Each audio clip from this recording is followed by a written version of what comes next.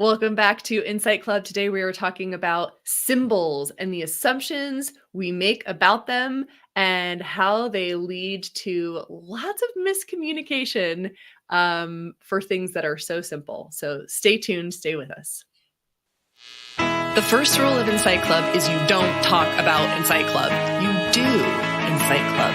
The second rule of Incite Club is the only assumptions we make about one another are that we all want happiness and we all want to avoid suffering. The third rule of Incite Club is you check all your other assumptions at the door. We hope these conversations will bring you insights that incite you to action. Welcome to Incite Club.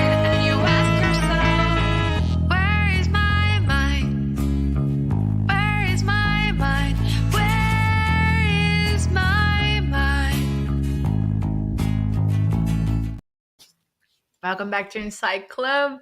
And just start thinking about what are the symbols that are in your mind and what they represent for you right now. Yeah. We're surrounded by them all the time. And so many that are such a part of our lives, we don't even register them anymore. But that alone is something to just kind of start being aware of because symbols have power. So maybe we're surrounding ourselves with things that are giving off a particular energy and we're not even paying attention to what that is. Yeah, I was fascinated by the theme when you mentioned symbols because, as you know, working with branding, symbols are everywhere and it's such a big thing. If you look at all the logos and the flags, like you mentioned as well, and everything has symbols. Like even family badges have a lot of symbols. There's a lot to unravel in it. Even colors have different meanings, and like everything has different meanings, and sometimes even the same thing can mean different things for different people. Yeah. So I wanted to hear about what was in your mind when you were bringing this. Yeah. Okay. So I was walking in my neighborhood and I passed by a car that had a decal of the American flag on it. And the windows were tinted. And so part of my question was like, oh, how much of that color is intentional and how much is just because the windows are dark? But it was like a kind of like a black flag. So it was the American flag with the rectangle full of stars and then the stripes. And in the, traditional representation, the stripes are white and red. And the background for the stars is blue. And this one, the flag was like the black and white, and it was very like hard to see. It was faded into the background. And I know there are a lot of different versions of the American flag that have come out in the last few years around there's one that's like in support of police. And there's all these different meanings, and I feel they're used in these kind of antagonistic ways where people will put up one flag with a certain meaning and it's like marking your territory. It's like, it almost feels like a growl, right? It's a little bit of aggressiveness. It's like, this is what I think. And so I walked by this one and I was like, man, this person is trying to really make sure I know that this is the camp they're in. I don't even know which, like, I can't even keep track. I don't even know what variation, what flavor that one is. And it's fascinating to me further because no doubt, countries are divided against countries, and being for one country often entails being like, and we're against everybody else. Totally get that.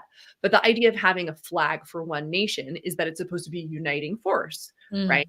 So it's like, oh, we're all together. Like in this country, we all unite under this symbol. But no, like what's happened is there are all of these different iterations that represent different groups with opposing viewpoints.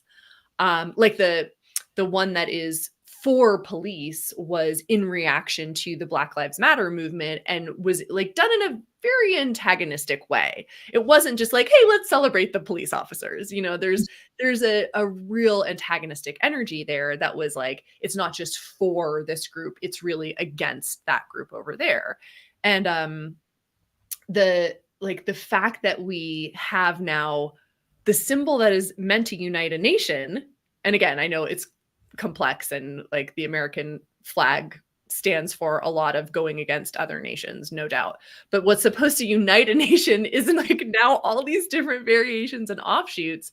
And I'm like, man, that's fascinating to me that we can take a symbol and reimagine it, and now it means something pretty different from like, I guess what many Americans might conjure up is thinking of the Francis Scott Key poem that became our national anthem that was like, we're here, fighting our revolution to gain independence from Britain, in 1776. So like from that to, well, we're this group and we're that group and we're against you. And I find it fascinating how symbols can change like that and really be taken to have a completely different meaning. Yeah. We actually we had a similar thing going on here in Brazil, because our nation is so used to feel like ashamed of its own culture, that for a long time, like, we wouldn't even like think of the flag unless it's like World Cup. Then we are like, oh yeah, soccer, it's Brazil is good in it. And a few years ago, a politician actually brought back that symbol as like the nation, the nationalism, and so on. And then it became like he was appropriating the symbol and so on. Then there was a few different versions of the flag showing up in social media and so on. So it's interesting how, like, even like when a symbol is left out, in the moment that someone takes it, then that division can start as well. That's fascinating that people were saying he was appropriating the symbol, but like it's your national flag. Shouldn't Yeah, it be allowed to be used? that's why I'm mentioning it, because you mentioned, like, wasn't it supposed to unite the nation, right? Yeah. Yeah. Yeah. So I'll just add this because to me it's like such a fun way to put into sharp relief how we all view symbols differently. So where we used to live by the beach, we would often see in the summertime men wearing kind of like big shorts, like big swimming trunks kind of shorts with the American flag on them, right? Mhm. And one interpretation of that is like, this guy's so patriotic, like he has the American flag. Another interpretation is this guy's rubbing his balls on the flag. and and my husband and I we used to just laugh so much about this. And it used to be the case that it was, so we have laws in our country that you're not allowed to disrespect the flag in certain Yeah. ways. Like you can't burn it, you're not supposed to let it touch the ground. And it actually used to be illegal. It was like a really big deal the first time somebody made clothes out of, I forget if it was, maybe it was like a bikini or something, but there was like a big shocking news story several decades back where somebody wore clothing in the pattern, like not made from an actual flag, but in the pattern of the Yeah. American flag. And everybody's like, that's incredibly disrespectful. And then you fast forward to now where I can say with 99% certainty, those guys wearing the American flag shorts were very much like, America is awesome. Let's go. Like they were not, they were not being disrespectful. But how that can morph and change where our treatment of a symbol or the way we display it can go from like, this is something we revere and it has to be like it's saved for special occasions and you bring the flag out at these times and you're supposed to pull it off the flagpole and bring it in at night or bring it in bad weather. Like there's all these rules. And then you have guys like wearing it, rubbing my balls on the flag. Or wearing, there's all kinds of just like articles of clothing and tchotchkes and, memorabilia and stuff you can find with the flag on them. But our conception of how that symbol should be used has vastly changed in the culture. And so same symbol, different way of connecting to it or different way of thinking we should treat it. And, that might be pretty significant for how we think about, like I don't know, our nation, right? To go from this idea of like this is this very staid and solemn representation to like, yeah, let's just put the flag on some shot glasses, you know? And even the assumptions that people make about people who have the flag in front of their houses, for example. Yes. Right. Yes. Yeah. Here in Brazil, if you had the flag in front of your house during World Cup, that's normal. If you Okay. have a flag in front of your house these days, you're from far right. Ah, yeah. And so we put like here we are and we talk a lot about assumptions and how we make them. And here we are in the space of it's not even a sentence somebody said or words they spoke. We're simply reacting to the symbol and how can we really know what that symbol means Yeah. to somebody. This has come up a lot in my country around the Confederate flag, right? Yeah. And like you could say, how could there be any gray area about that? Like, how could you not think that that means you're in favor of slavery? And I'm telling you, if you talk to somebody who is from the South and is flying the Confederate flag, I bet you a large amount of money what they're going to say is, what do you mean? This symbol is all about states' rights versus federal power. Yes. Like this symbol has everything to do with like people being empowered versus a federal government ruling over everybody. Yeah. And like you'll get people who just will never see eye to eye because they are so focused on the symbol itself. And it's how could you not know what the symbol means to me? Well, how could you not know what the symbol means to me? But we're So not the responsible about what the symbol means to the other person. Yeah, Right. but it means the conversation never happens, right? So symbols have the power to, like you're saying, if somebody's flying the flag outside of their house and it's not World Cup time, everybody's automatically like, "Oh, phew, those guys are, oh, they're a little bit extreme." And we won't even then have the opportunity for the conversation when we just see the symbol and go, "Okay, that person belongs in this category." So there's like and I feel like a lot of our what should be ideological conversations happen in the realm of symbology. And Mm. symbols are such a reduction. And we spend, like in my country, we spend a lot of time fighting about the symbols, Yeah. right? Like flying the Confederate flag is a huge fight. And the conversation is not happening around like, how have we come back from our history of slavery? Like, are we making progress toward having like less racial division? Like that conversation's not happening because it's all focused on the symbols. And Mm. like you have to take down that statue. We're like, okay, well, let's talk about this. But ultimately it's a statue. Like let's talk about how the human beings are being treated. Let's talk about our laws. Let's talk about our policies. That conversation Yeah. gets overshadowed by fighting over the symbols. And it's a very great tactic if you want to keep people from talking about what's really important.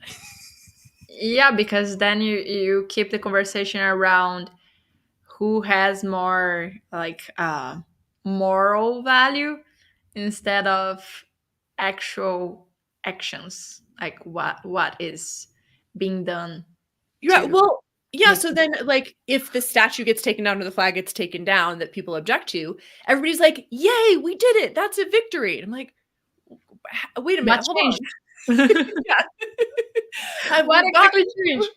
have we gotten to the bottom? It was interesting too. Okay, so in the midst of, I was talking about the Black Lives Matter movement and the Blue Lives Matter that came like antagonistic to that, and in the midst of that, like the height of Black Lives Matter movement, you had football players during games kneeling during the national anthem as a sign of like, hey guys, maybe we should talk about what the song says and like, are we living up to that? And as a nationally televised sport, they were like, here's my opportunity to make a statement in a symbolic way, without having to speak any words, and I'll be able to like start a conversation, right? Hey, what do we think is going on here? And a lot of people were really outraged, and how can you kneel during that? But kneeling is also a sign of reverence. Like, you Yes. kneel in front of the Pope, you kneel, like, you kneel in front of the king. And I was just so interested in how we were having, again, that fight through symbols, through symbology. Like, there's nothing inherently wrong with the act of kneeling, right? It Yes. wasn't people going like, "Oh, you're playing the national anthem? This is the time where I'm gonna take out a baseball bat and start smashing cars." Just right? It was like, it's an action that in other contexts we go, "Oh, that shows respect." And in this context, we're like, "That's not the way we've been doing it. We've been standing up and putting our hats on our heart, and so anything else is, like, massively Not acceptable. disrespectful." Yeah, and, so, I mean, the I guess that brings up also that it can be a great thing to have symbols because you can signal, like, support of something and rally people, but it's such a simplistic reduction that I feel like we usually miss the issue, the thing to actually talk about, and we only focus on the symbols. Yeah. When you mentioned symbols, another symbol that I was thinking about, and this is very controversial, but um, the cross, as every other religious symbol, have a lot of weight to it, and the power in religion symbols gets even more heightened because anything that we put, that people in general put, and it doesn't have to be everyone, some people put their belief in it and their energy in it, their reverence in it, it gains energy from and gains power from us giving our energy to that thing. So sometimes um, places that people feel a lot of power in that place, it might be that that place is special, but sometimes it's because of all the energy that people put into it that creates that egregora, that energy of like there's something holy about it, because we're believing in it, we're trusting it, we feel that there's something special about it.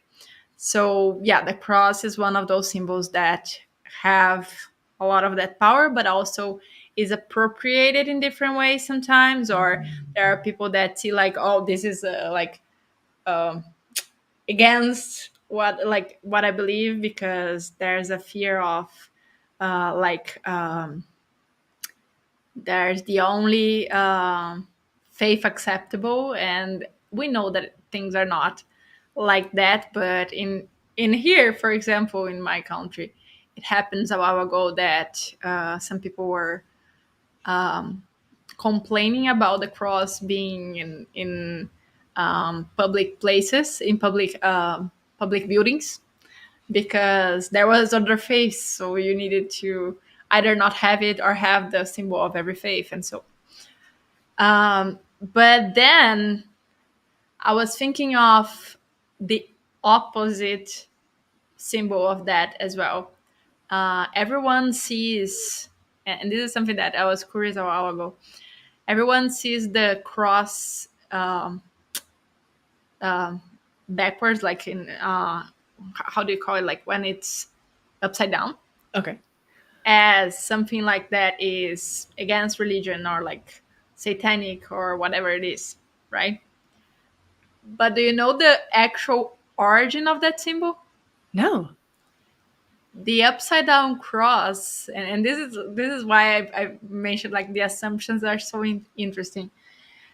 The upside down cross actually came. It was a symbol of Peter. It was the Peter's cross because he was crucified upside down. Because when he was crucified, he didn't feel he was to the level of Christ, of his master, so his teacher. So he asked to be crucified upside down in I remember that. reverence. I remember that story. Yeah, like Yeah, don't make me his equal. Don't yeah. I'm not to his level, so put me upside down. Yeah. Basically, it was like I'm not a symbol of I'm not worthy Yeah. of being equal to Jesus. Yeah. Oh, that's So, fascinating.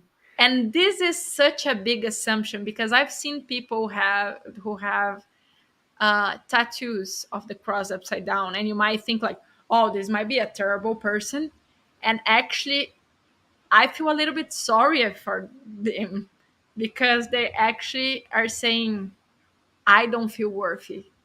Yeah. Like I aspire to be I aspire to walk in those footsteps. Yeah. But I'm not there yet. Yeah.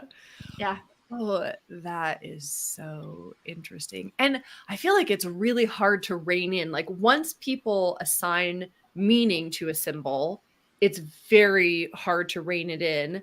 And at the same time, like I'm fascinated by what you're saying because, oh, yeah, absolutely. We imbue symbols with power. And then sometimes what happens is a person who wants to borrow or steal that power will utilize that symbol. So it's like, okay, you've all put your faith, you've all put your belief into this. I'm gonna go ahead and use it. And this is a very mundane example, but like the relation between Santa Claus and Coca-Cola. Now, the figure of St. Nicholas obviously has, been around for a very, very long time. Some people say that the American conception of Santa Claus, like the way he looks with the big tummy and the red suit and the beard and the glasses and stuff, was invented by Coca-Cola. I don't know if that's the case for sure, but they absolutely took that symbol of Father Christmas and good cheer, right? And co-opted it. And they were like, this is now, and they put those two things together. And so it was like, oh, you have this good feeling about Santa Claus. I want you to transfer that now from Santa Claus to our product. And right at that, it's a mundane example. I mean, the swastika is a much more potent and frightening example, taking the Swansea, this ancient is it Hindu symbol? Where does which symbol? the Swansea that the swastika was built off of? Oh yeah, Um, it's a Hindu symbol. Yeah. right? So like this symbol of power and of faith and belief and all of the things, and taking it and altering it slightly, and very much a desire to steal the power of the symbol and like filter it into something else, right? That's a much more stark example, but I think this is happening all of the time where sometimes political interests and sometimes just like commercial interests go, ooh, if we use this symbol we can take all of the faith and love and belief and goodness that people have put into it and bring it over for ourselves. Mwahaha. Yeah, it is basically pulling that energy towards whatever you want to put it. A symbol already has the belief and the trust from many people. So when you pick something that, and it's not like just a thing like you mentioned. Sometimes if it is aligned, like, oh, I have this vision. My company, for example, has an alignment with these people as well. It makes sense for me to use a symbol that me and the people that will relate to me will understand that, oh yeah, this is our symbol. Yeah. So this makes sense. It's another completely different thing to co-opt something like you mentioned about a Hindu symbol and make something that it's not exactly what it was supposed to be. Not exactly. Try polar opposite. Yeah. Yeah.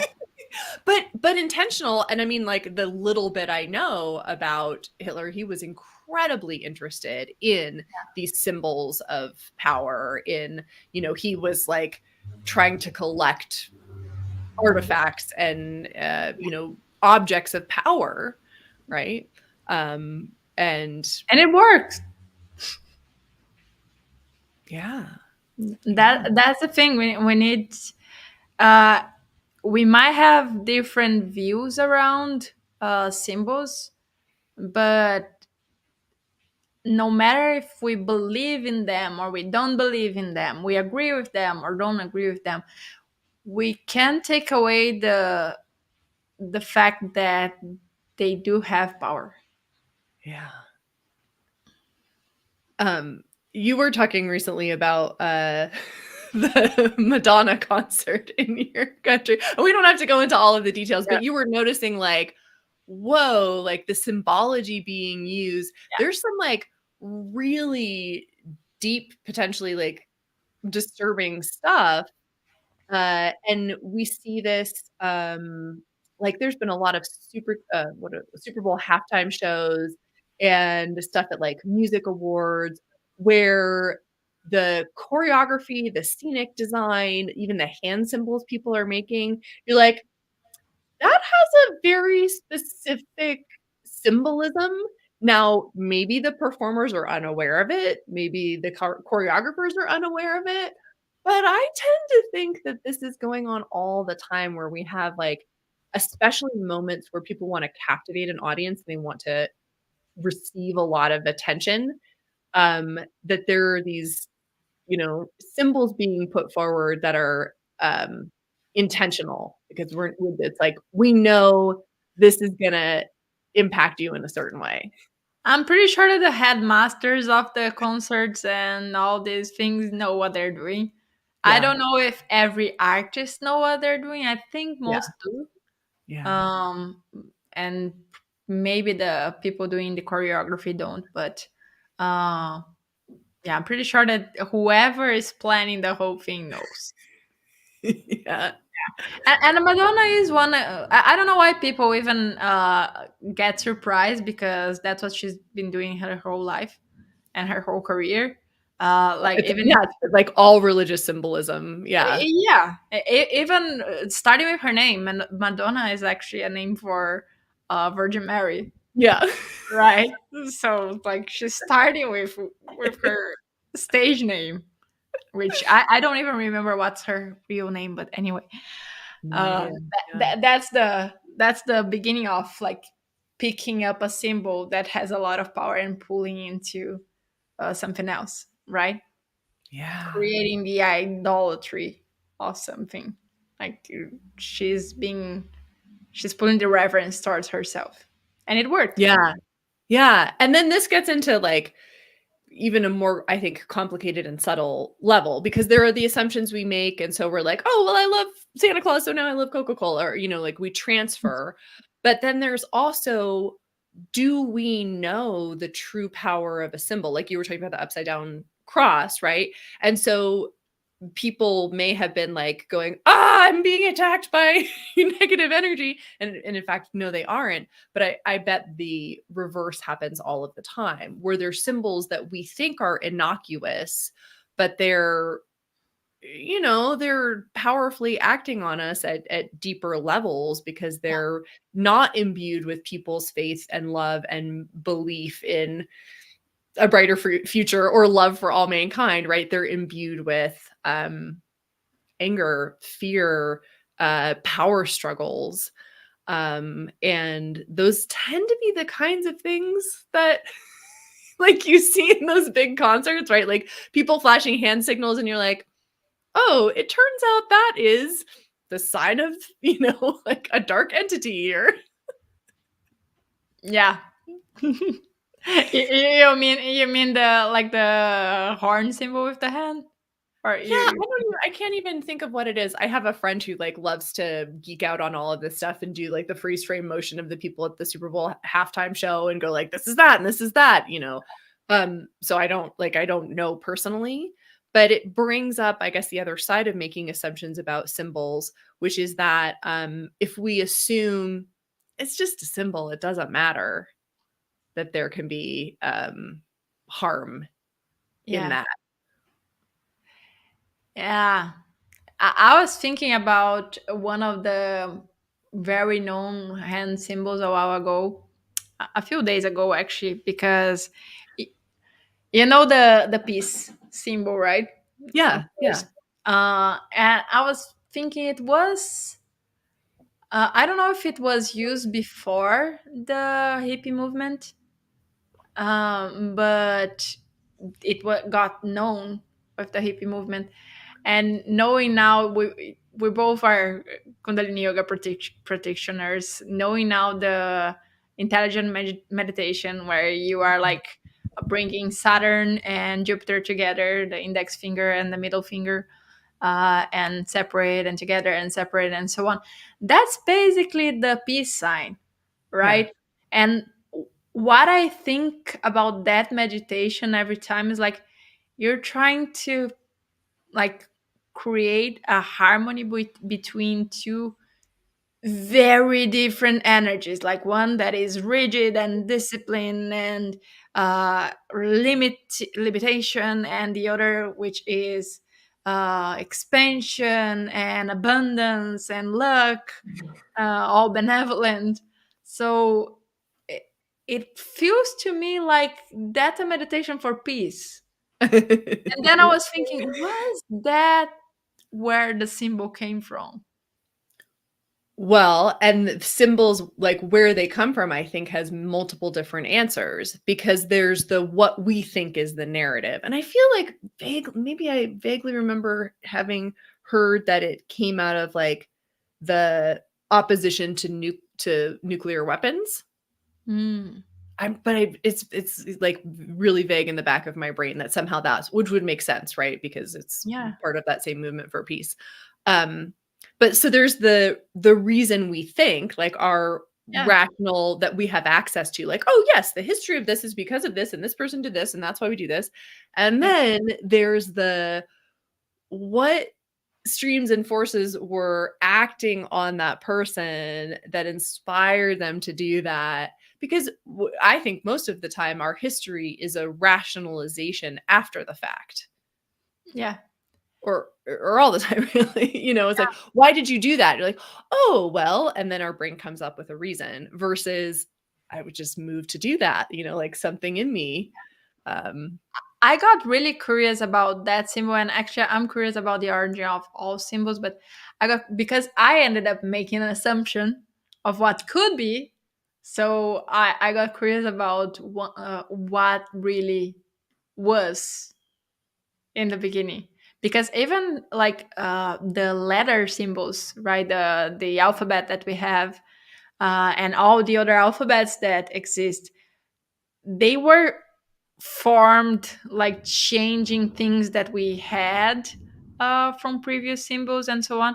So they haven't started the way we see them. They started about with a pictorial image that was a representation of something that had that sound.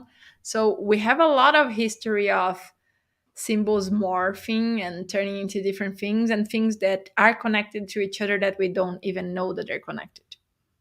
yeah, and then like we're carrying them with us or we're using them and we are unaware of the true power Yeah. or the true intention.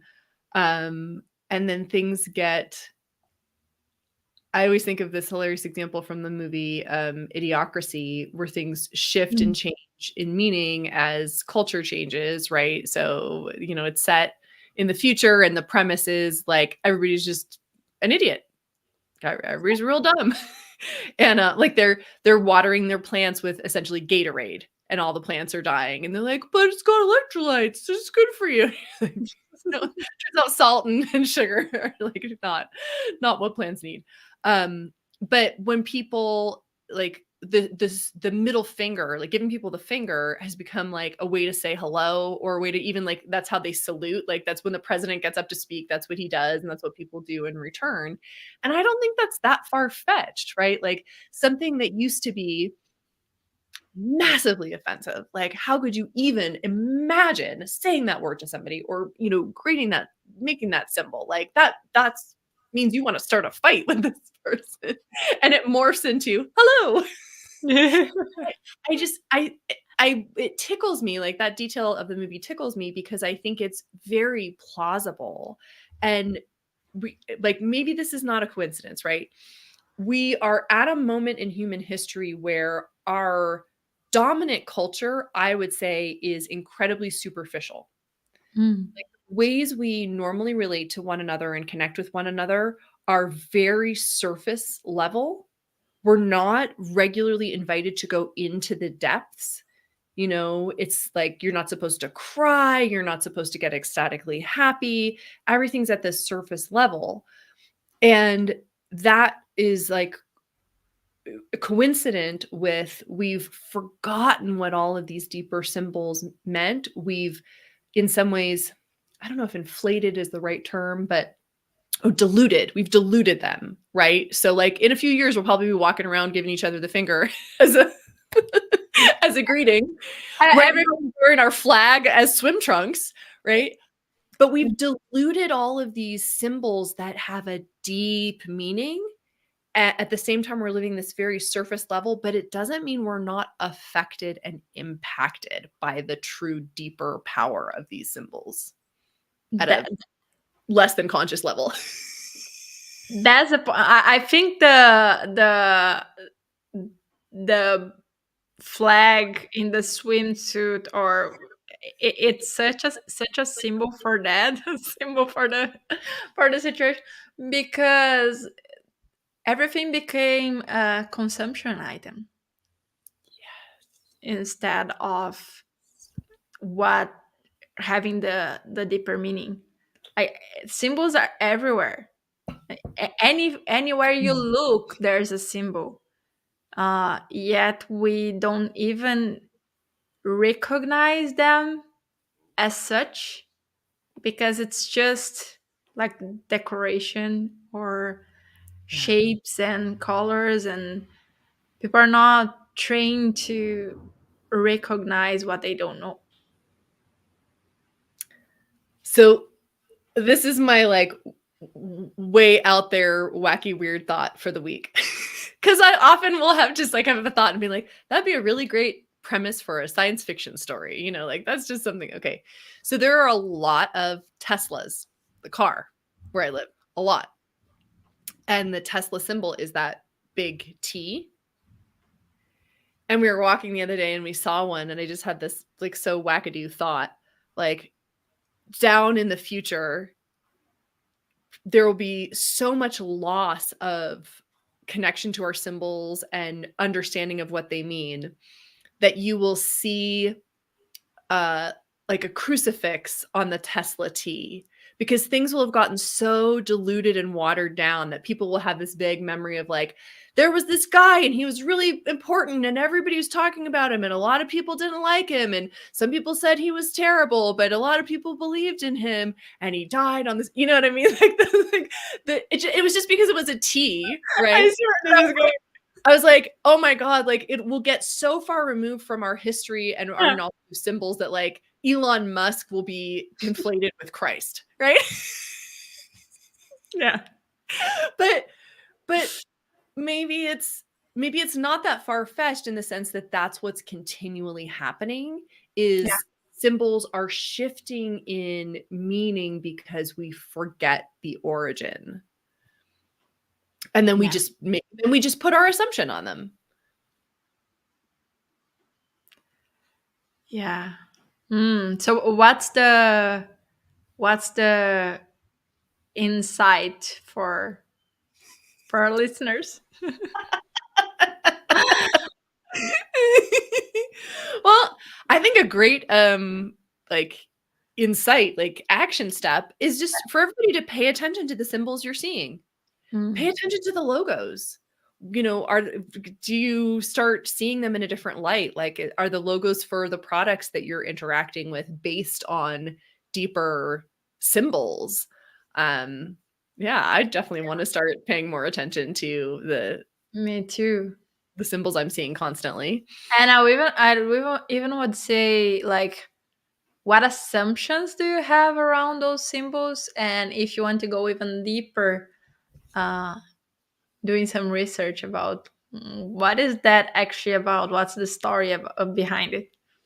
Yeah. And am I getting into a situation? I mean, I love your example of the upside down cross because it's a brilliant illustration of how we can assign something actually the exact opposite meaning that Yeah. it's intended to have. And then, I mean, and then I think it also brings up the question like, well, is there, you know, there, yes, I think there's an inherent meaning in symbols, but does that change if enough people believe something different about it? That's a great point. And I'm pretty sure there are people that use the same symbol in a different way Yeah. and believing a different thing. I wouldn't assume that, oh, everyone who uses the upside down cross is actually feeling unworthy or something like that. I know that a lot of people is just to offend Christians, Okay. something like that. Maybe that was the only way the tattoo fit was upside down. They're like, Yeah. I need this tattoo, put it however it fits. Or the person put the cross like that, but when they have their arm Oh yeah. down. Depends on the orientation. Oh, that's, Yeah. that's too funny. Well, yeah, I mean, this happens with words, right? Like everywhere I go, I hear people using the word decimate incorrectly. To decimate means to reduce something by 10%, and everybody uses it in the same way they use annihilate. But it's used incorrectly so much that the meaning has changed. Yeah. Right? Because if one person says it, another person hears it as annihilate. And I'm the only one sitting there going like, that's not what it means. Words is an entire Yeah. story of symbolism. Yeah, but just to your point, right? Then as soon as somebody has the assumption about the symbol, they start using it in that way. Yes. And so then, it has shifted. So, my big insight takeaway is what you said about we put power into symbols. Like, oh, Yeah. yes, that makes so much sense to me. Yeah, and knowing that we can choose where we put power as well. Yeah. Ooh. Yeah. Like what would happen if we all decided to take back our power from the Starbucks symbol? Yes. Make your own coffee. Oh, I Uh, love that. Wonderful. Yeah. So I guess, yeah, we're going to go pay attention to symbols, ask what our assumptions are when we see them, and maybe do some further research and find some fascinating tidbits about what we're really worshiping. Yes. Pay attention.